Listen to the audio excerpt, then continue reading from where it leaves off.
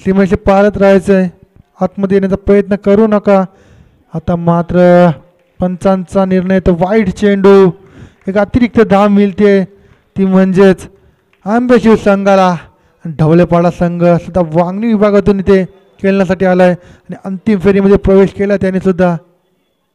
आता मात्र सुरेख चेंडू, पहिला डॉट चेंडू फेकतोय सचिन आणि धाव संख्या एका चेंडूच्या फेकीनंतर एक धाव.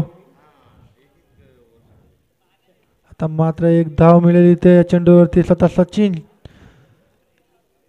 गोलंदाज चेंडू पकडून आणताय, त्या दरम्यान फक्त घेतलेली एक धाव.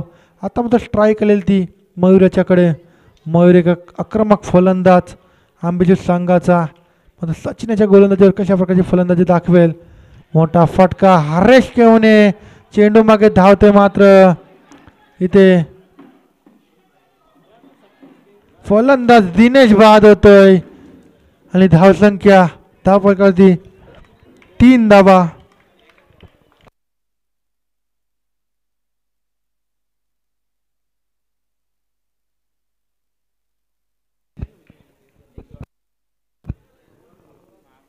आता मात्र वाईट चेंडू, एक अतिरिक्त धाव मिळते ती म्हणजे ज्या ढवलेपाडा संघाला. धावसंख्या होती 4 3 चेंडूच्या समाप्तीनंतर.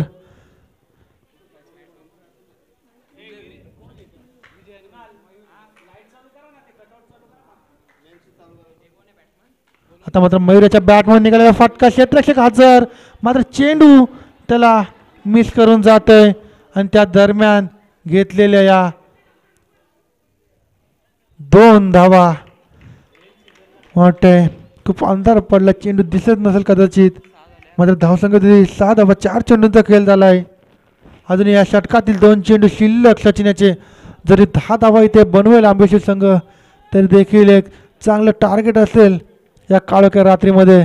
पुन्हा एकदा बॅटची करा घेऊन चेंडू, मात्र ते क्षेत्ररक्षक थोडीशी चुकी करून बसलाय आणि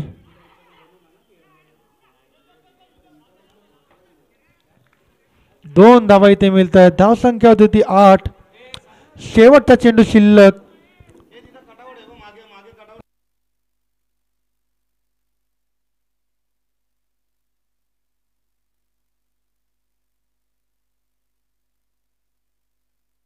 सचिनचा शेवटचा चेंडू, मयूर याच्या बॅटमध्ये निघाला खणखणीत फटका, मात्र 2 धावा इथे घेण्याचा प्रयत्न, चेंडू मात्र हरवला की काय. मात्र सुनीलने चपळाईने 2 धावा वाचवले असतील, कारण जर चेंडू हरवला असता तर कदाचित 4 ते 5 धावा धावू शकला असता त्या आंबेशिव संघ. धावसंख्या झाली ती 10 आणि 11 धावांची गरज आहे ढवलेपाडा संघाला विजयासाठी. एका षटकामध्ये कंपल्सरी 11 धावा कराव्या लागतील ढवलेपाडा संघाला. त्याला ढवलेपाडा संघ आपण लगेचच फलंदाजीसाठी यायचं, कारण अंधार पडलाय आणि तुम्हाला त्याचा त्रास होऊ शकतो, कारण एक शिस्तबद्ध संघ म्हणून ओळखला जातो वांगणी विभागातील ढवलेपाडा संघ. शिस्तीचं भान ठेवून तो या परिसरामध्ये खेळण्यासाठी आलाय. खूपच चांगला संघ आहे, अंतिम फेरीमध्ये खेळतोय.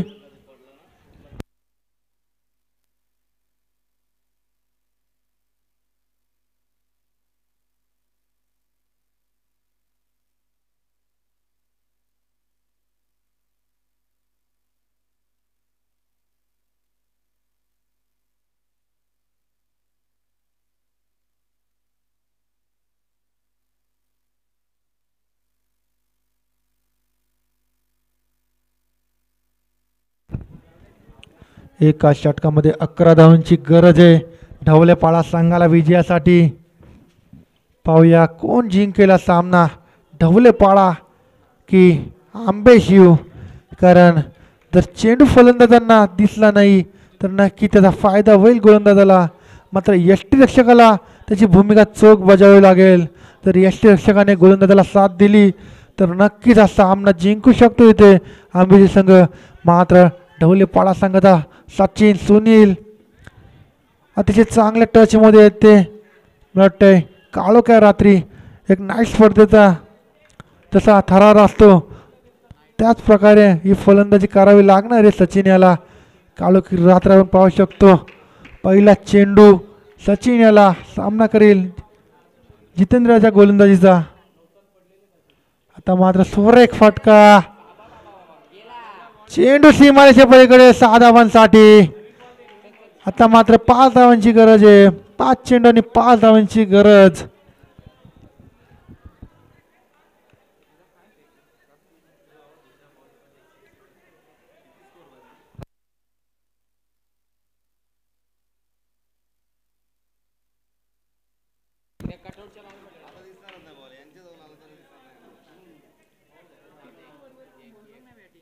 आता मात्र सुरेख चेंडू. मात्र पंचांचा इशारा येतोय वाईटचा. आता मात्र 5 चेंडूमध्ये 4 धावांची गरज ढवलेपाडा संघाला विजयासाठी.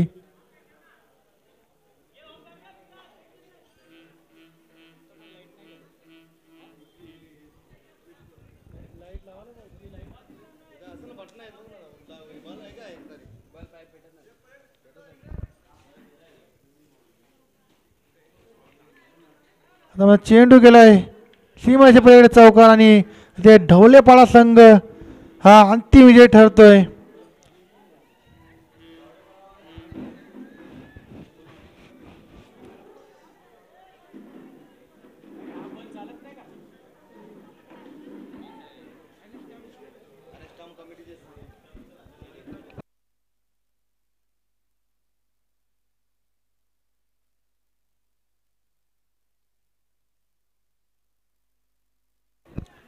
ढवलेपाडा संघ स्टंप असोसिएशनचे आहेत त्यामुळे ते जमा करायचे सुनील आणि सचिन.